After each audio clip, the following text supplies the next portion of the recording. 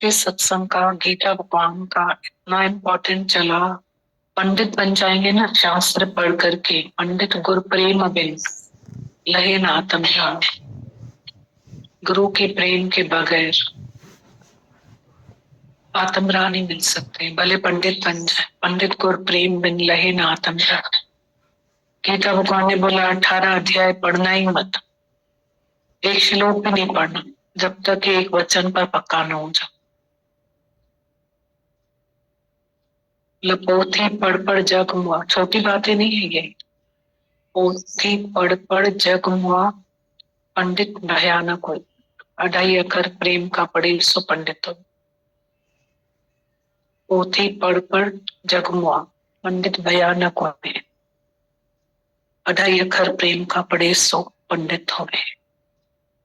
माता भगवान हर चिट्ठी में लिखते हैं गुरु, दादा भगवान, गुरु गीता भगवान कि अगर नजर हमारे पे नहीं होती, तो जो नजर न आवे ना तो बात न पूछे कोई। 1 इंच माया से भी हम छलांग नहीं लगा सकते। ये उनके प्रेम का प्रमाण है। जीवन में जीवन का सच्चा सारी प्रेम है। प्रेम के बगैर जीवन अधूरी है। प्रेम में ही जड़ चेतन माया का अभाव होता है। ये प्रेम शब्द को गीता भगवान, माता भगवान ने बोला है। तो गीता भगवान आज बोल रहे थे कि हमें शास्त्र नहीं चाहिए, पर हमें books and prayers are useless. किताब नहीं चाहिए, मतलब शास्त्र नहीं चाहिए, पर हमें चाहिए सच्चा गुरु। और प्रेयर्स नहीं चाहिए। हमने जो प्रार्थनाएं करी मंदिरों में जाके, पर हमारे गुरु ने सच्ची प्रार्थना करी। एक तो बुक नहीं, गुरु मतलब आदर्श एंड एग्जाम्पल। और प्रार्थना उसने मंदिर में नहीं करी, उसके पास में सच्ची प्रार्थना है, healing of the broken heart. तो दोनों बातें कंप्लीट हमारे गुरु में दिखती हैं। बुक्स नहीं, आदर्शी जीवन, प्रार्थना नहीं, सच्ची प्रार्थना उसमें है हमारे लिए हील करने की, healing of the broken heart. और इतना सच्चा सलाहकार है, हमारे जीवन का हितैषी है, हेतु रहित दयालु है, अपना हित नहीं चाहिए और दया ही करता आता है हमारे ऊपर। और इतनी इतनी मेहरबानियां हैं। आज जो हम ये सो रहे हैं, हम ये खा रहे हैं, हम चल रहे हैं, जी रहे हैं, ये बहुत बड़ा गुरु का ऑक्सीजन है हमारे साथ। नहीं तो शरीर ही बिगड़े हुए होते, इतना क्रोध में, द्वेष में, इच्छाओं में, बोलने में शरीर ही खराब हो जाते सब। न सेहत होती, न नींद होती, न आधे सुख में हमारे शांति होती, कुछ भी नहीं होता, कुछ भी नहीं होता हमारे। अभी भी हम आ रहे थे तो ये भजन चल रहे थे, सारे भजन गुरु के, सारे भजन गुरु की महिमा के। क्या गीता भगवान की बुलंद आवाज में गुरु महिमा के भजन चल रहे थे। और सच है कि इतनी महिमा गुरु की है, उन्हीं पे ही बैठे हुए, अदरवाइज तो ये एक मन अंधे ने सच में जन्म गवा दिए। ये सीधा मन भी मतलब उल्टा, ये मन ऐसा है, कभी मन माकूड़ी, कभी मन शी सरतु सारो नहीं। मन क्या है? Past, future, negative. जीने कहाँ देता है, हंसने कहाँ देता है, शुक्राने कहाँ गाने देता है, मुस्कुराने कहाँ देता है? ये मन ही तो है, और कौन। सब खा पी रहे हैं, सो रहे, जाग रहे, पर मुस्कुराने नहीं देता, शुक्राने गाने नहीं देता। ये मन है, अंधे ने जन्म नहीं गवा दी। और क्या करेगा? इच्छाएं, मच वांट्स मोर, और दिखाएगा और दिखाएगा। गुरु बचाता है इससे, संवारता है गुरु। कल करे सो आज, आज करे सो अब, पल में परलय होएगी, फिर करेगा कब। किसी का भी लेना है देना है, कोई भी अगर एक थॉट आपके पास में है, इंस्टेंट आप अगर कोई काम नहीं करते हो तो वो आपके अंदर थॉट चलता ही रहता है। सुलझाएं, जीवन को सॉल्व करें। सुलझी भी जीवन होनी चाहिए, गम कसर वाली जीवन होनी चाहिए। कम खाओ, गम खाओ, गम खाओ, कस खाओ, जस पाओ। कस खाओ, सच में जीवन में कस खाओ, कस खाओ तो जस पाओ। कम खाओ, गम खाओ, जस मतलब कस खाओ, जस पाओ, रस पाओ। भले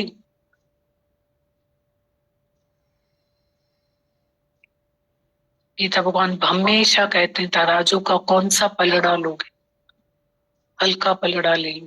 भले जीवन सॉल्व करो अपनी। बहुत अच्छी बातें बता रहे थे कि गुरु के बगैर हमारा विवेक, विचार एंड वैराग्य इज वांटेड। गुरु के बगैर मतलब हमारा विवेक जागृत नहीं होता, बंद है विवेक हमारा, बंद। गुरु के पास चाबी है, कितने शास्त्र पढ़ो, क्या भी करो, गुरु के पास चाबी है। कितना अर्थ बताते हैं गुरु, मौन का अर्थ इतना अच्छा सिखाते हैं। बोलते हैं मौन, तुम्हारी मौन कैसी है, या तो क्रोध करोगे, क्रोध करने के बाद मौन, तो बोलोगे ये मौन है क्या तुम्हारी। मौन कैसी होनी चाहिए, सुखद मौन। पता है मौन में बोलना भी आता है। हमारी तो ये फेवरेट पॉइंट है। गीता भगवान ने बोला अगर हम मौन करेंगे तो तुम्हारा उद्धार कैसे होगा। और हमारा बोलना ही मौन है। दादा भगवान को किसी ने बोला फिलहाल संत इतने महीने तक मौन में बैठेंगे, आप नहीं बैठते हो क्या। बोला मैं बोलता कब हूँ, मैं बोलूं तो मौन करूं, मैं बोलता ही नहीं हूं तो मौन कब करूं। क्या लाजवाब जवाब। बोला संत ने लिखा कि ये मेरा वो शेड्यूल है, मैं यहाँ पहुंचूंगा इतने बजे ये करूंगा, इतने बजे ये करूंगा, इतने बजे ये करूंगा। दादा भगवान ने बोला मैं तो बताता हूँ ना तुम्हें कि मैं सीढ़ी उतरूंगा, हुक्म मुझे यहाँ, मैं यहाँ जाने का सोचा मैंने, हुक्म मुझे यहाँ लेके गए। क्या लिखूं पेपर में, ये यहाँ पहुंचूंगा, वहां पहुंचूंगा, ये करूंगा, वो करूंगा, वो करूंगा, वो करूंगा, ये कर। अभी हमें पता ही नहीं, हम सीढ़ी यहाँ के लिए उतरते हैं, जाते इधर, सोचते इधर, जाते इधर, पहुंचते उधर, क्या तक है पता नहीं। पल का कौन जाने कल का। मता पहन जी तू अलाए अलाए जी छा बनती लबडाडू धानी तई लबडाडू को मैं अंदर हर कोई बाहर को न कोई। नानक हुक्म में जय बुझे तो हमें कहने को, इन सब बातों से कुछ भी नहीं है। कहने का तात्पर्य है कि जिसको हम इतनी वैल्यू देते हैं, इसमें कुछ भी नहीं है, ज्ञान ही नहीं है। बहुत अच्छा गीता भगवान ने एक श्लोक बोला भी इसके बाद। एक तो ये बोला कि गुरु बिगर गत नहीं, गुरु बिन घोर अंधियारा, गुरु बिन कोई न उतरस पार। दूसरा श्लोक उन्होंने बहुत अच्छा इम्पोर्टेंट आज के सत्संग का बोला, ज्ञानी अपने स्वभाव को भाव से वश कर सकता है पर अज्ञानी नहीं। अज्ञानी अपने स्वभाव को भाव से वश नहीं कर सकता है, उसके पास वो भाव ही नहीं, तो व्यर्थ हम हट क्यों करते हैं कि ये ऐसा चले, ये ऐसा करे।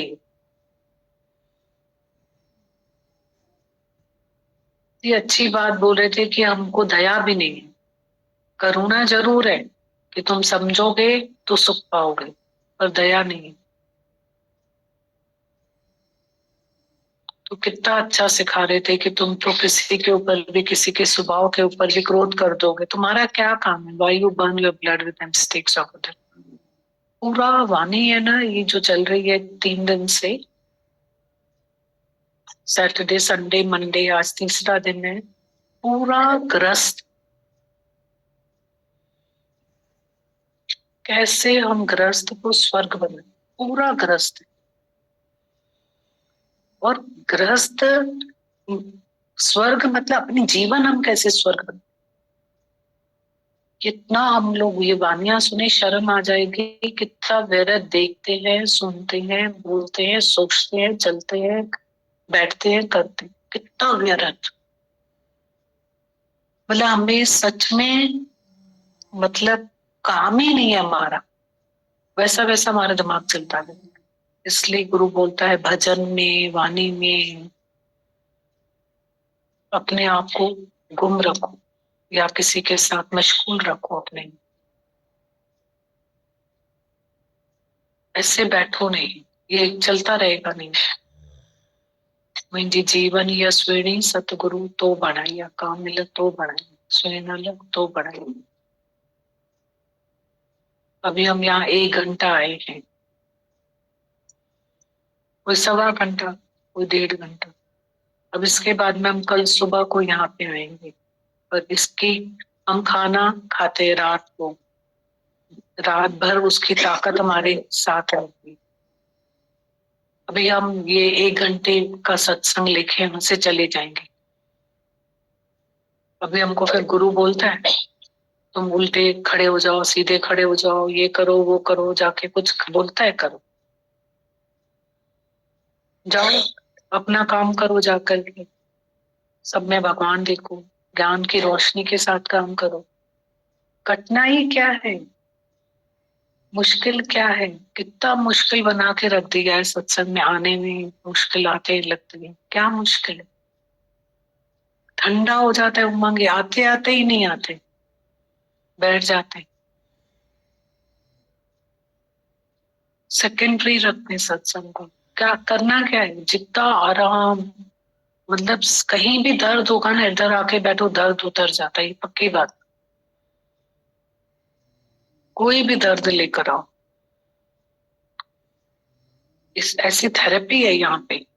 हेडेक लेकर आओ, कुछ और लेकर आओ, मन का दर्द लेकर आओ, कोई और कुछ लेकर आओ, खफा लेकर आओ, चिंता लेकर आओ, कुछ और लेकर आओ, यहाँ से जाओ वैसे नहीं जाओ। बिल्कुल ये पक्की बात है कि आप चेंज हो जाओगे।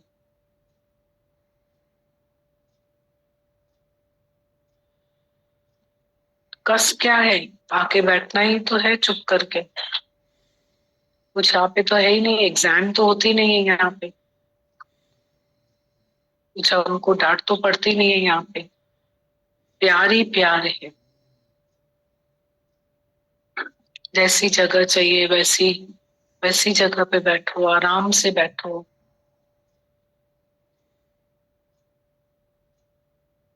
उस दिन हम किसी की बात चल रही थी, कोई बता रहा था कि ऐसे ही वो बोल रहे थे कि अभी वो नहीं आ रहे, तो मैंने कहा ऐसे ही बात वो बता रहे थे, बोला किसी ने उनको बोला कि यहाँ से उठ के वहां बैठो, तो उस पे नहीं आ रहे,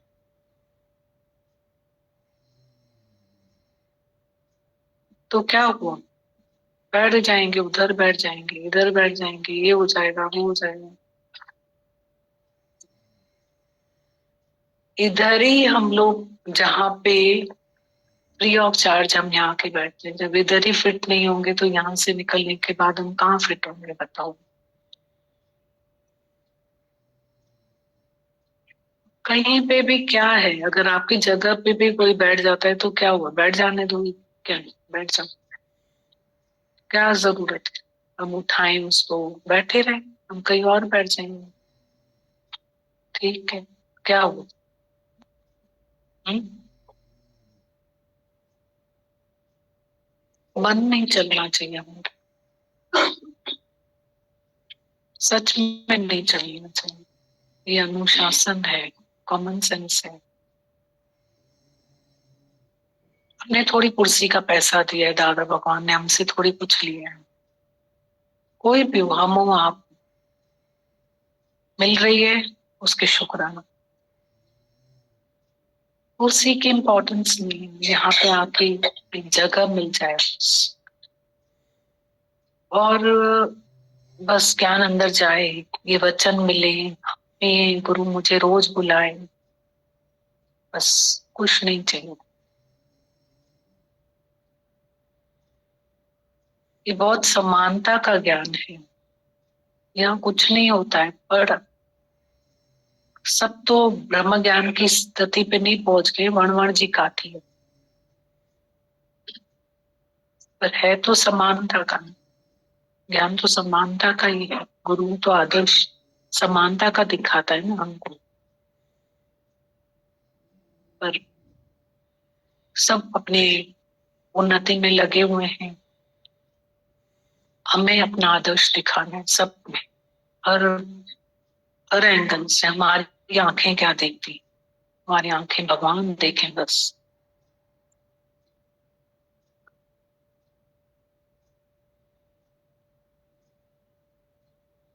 उनसे पूछो जो यहाँ नहीं आ पाते, वो यहाँ नहीं आ पाते। कल भी हमको पाकिस्तान से फोन आया एक, कितनी देर बात करी उन्होंने, मतलब उनकी तड़फ को मैं बयान नहीं कर सकती। कितनी उनमें तड़फ है सत्संग हॉल में बैठने की, कितनी उनकी तड़फ है कि एक एक बच्चे को वो यहाँ लाके बिठा दें।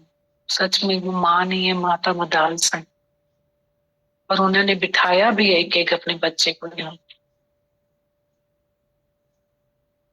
कोई कितनी करुणा है बच्चों के लिए।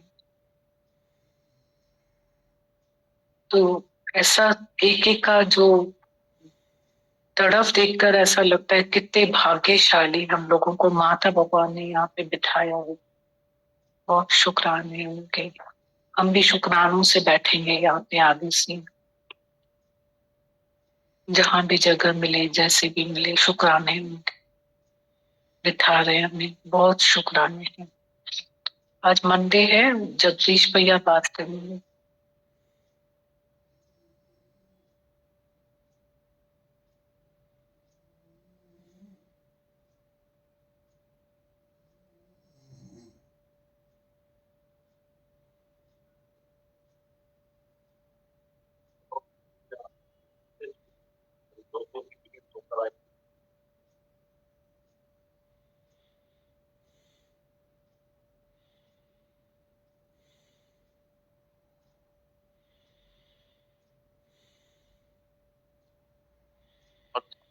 तो दीदी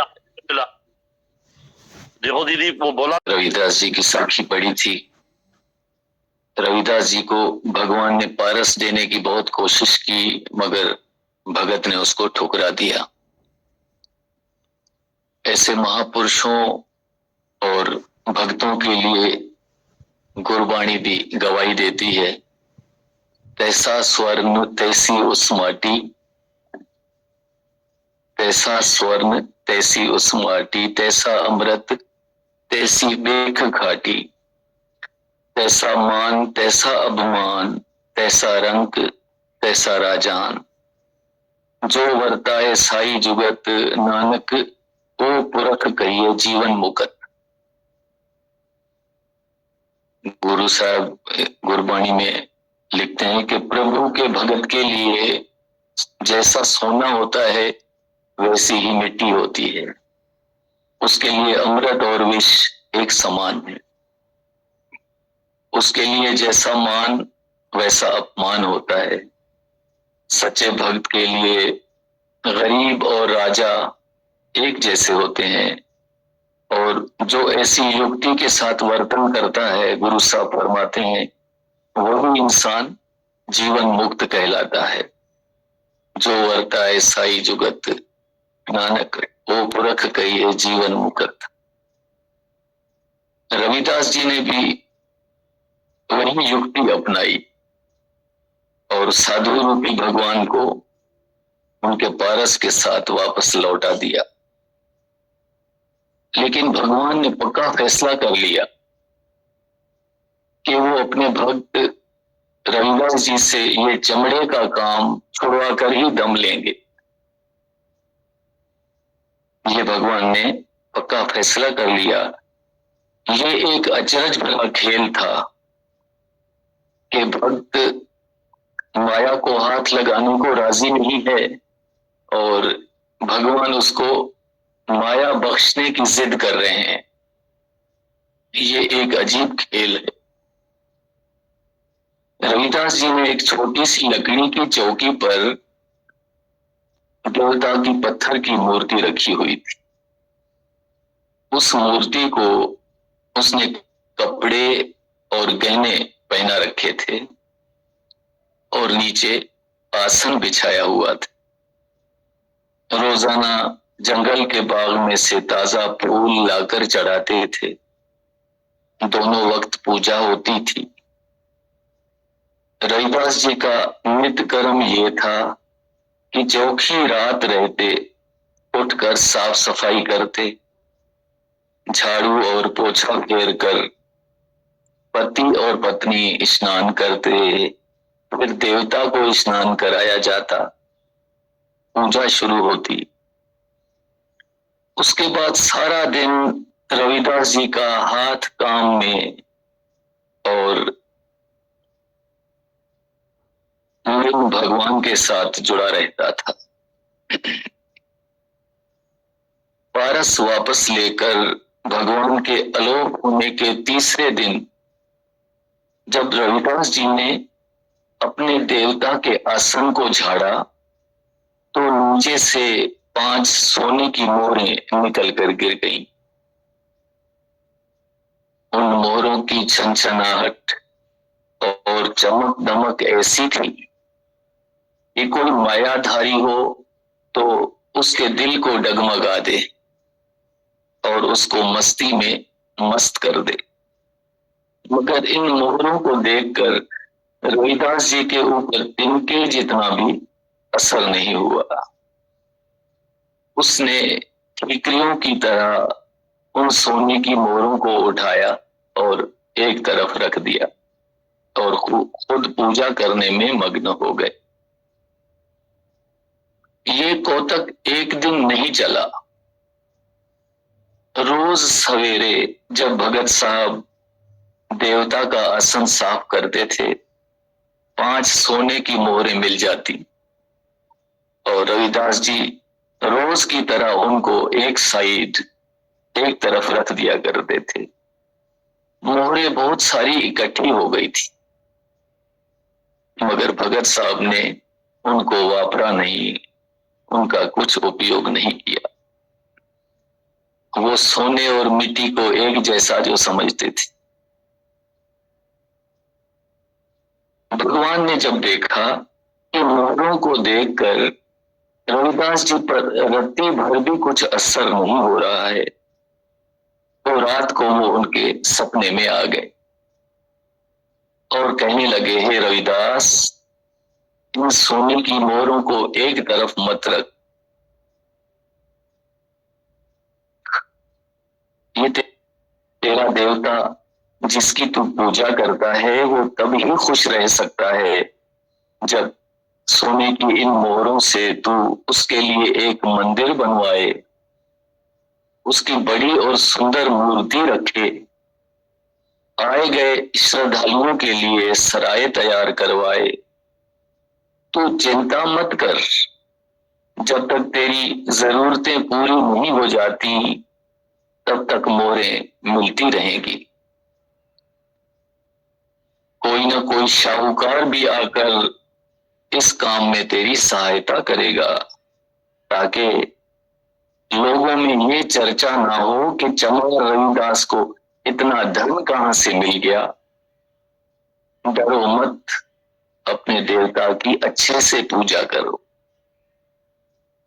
ये सपना देखकर एकदम रविदास जी की नींद खुल गई।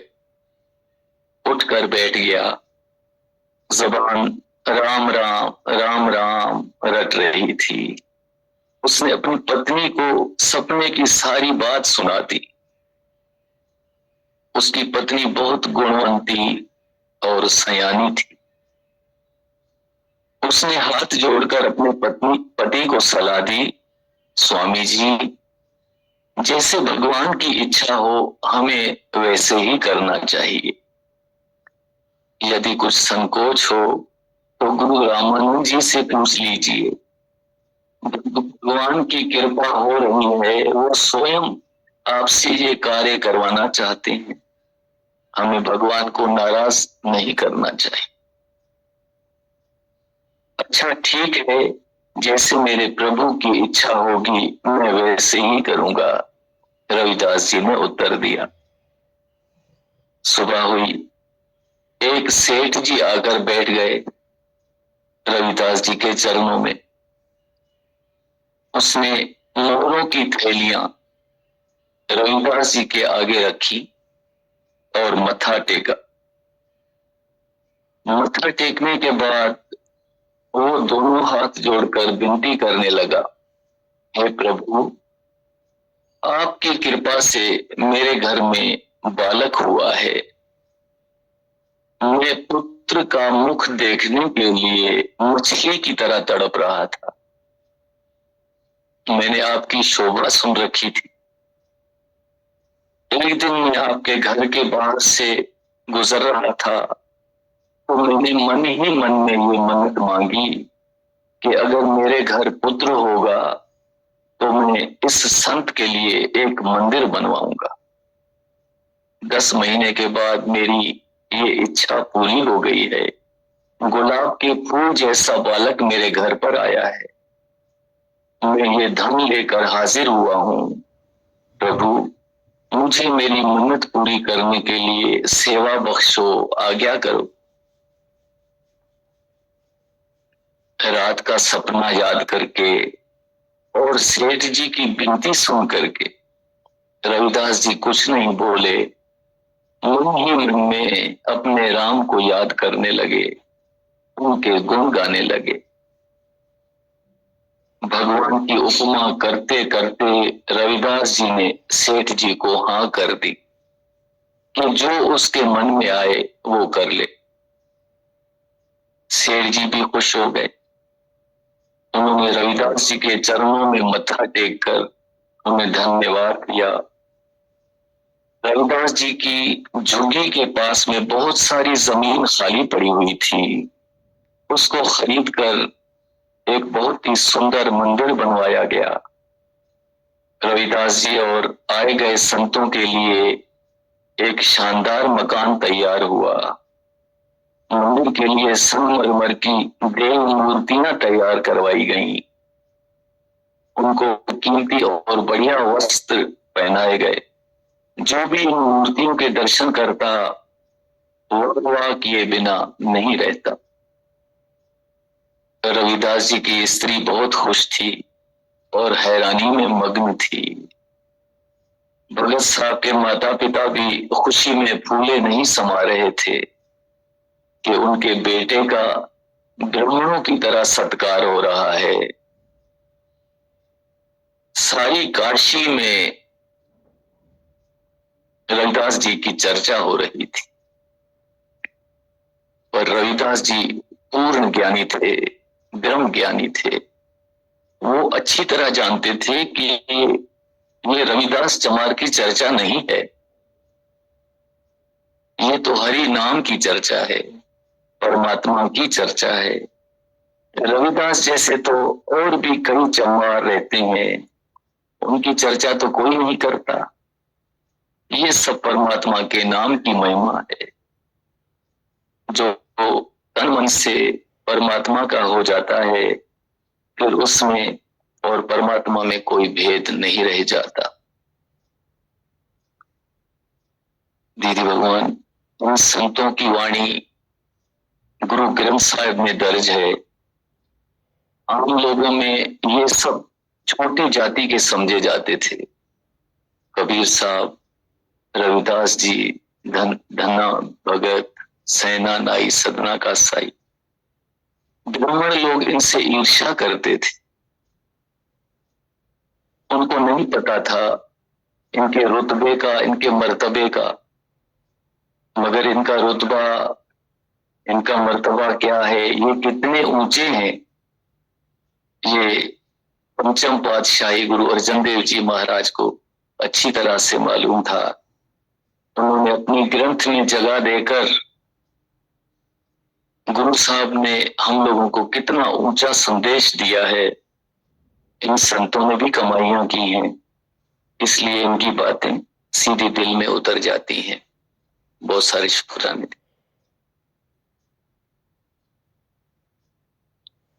भजन बोलेंगे।